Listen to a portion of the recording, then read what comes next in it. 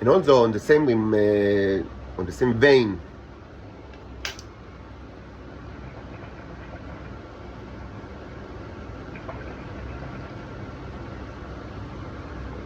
the fact that I was painted all my life, as described tremendously in this channel and other channels, is of course a proof to the fact that you all over the world knew about my existence. Otherwise, why do you need me to be painted?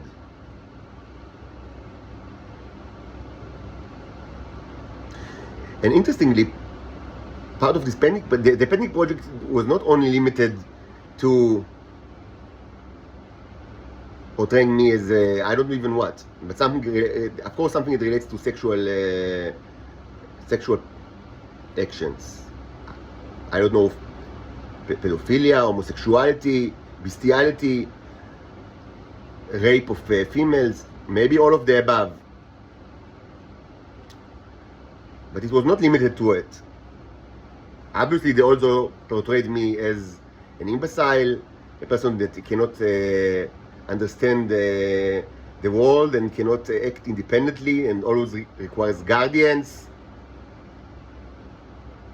And I mean, the best kind of profession that, or things that he can actually do is to be a cook or something like that. And that's interesting actually, because, and also, I mean,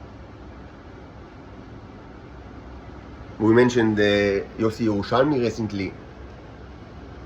I know nothing about his whereabouts, certainly in the last 20 years. But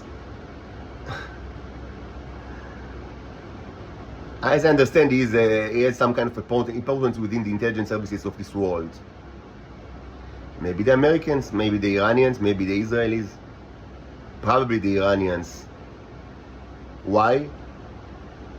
Not only because of the Turkmenistan episode, but for other reasons. And most of all, because you see the gluttonous and the sadistic happiness of the Israelis, when they only think that, I mean, in the stupidity, that they can catch any bit of information that perhaps will portray him in kind of like a negative way. Even though any person with his right mind, or her right mind, can understand that everything that I said, I mean, only conveys the opposite. And of course, the usual glee and happiness because of bad things that presumably happened to Arya.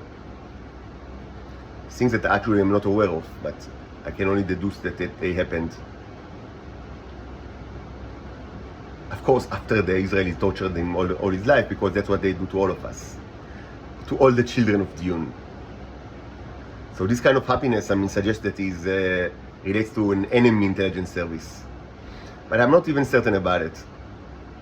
It doesn't really matter. What matters is that, I mean, it's just an example of a person that knew me since I was 3 or 4 years old. And most certainly, he did not think that I am an imbecile. Most certainly. Not when I was 4 years old, not when I was 8 or 10 years old, and not while I was 15 years old. Most certainly. Most certainly. And yet, you all over the world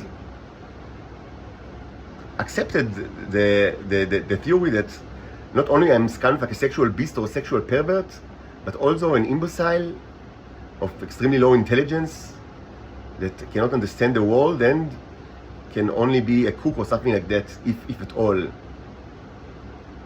While you all over the world took my flesh and blood for me, and later for my daughters as well. This is interesting. This is very, very interesting.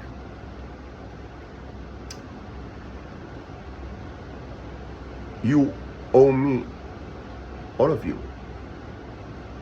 billions of dollars. But you can't give it back.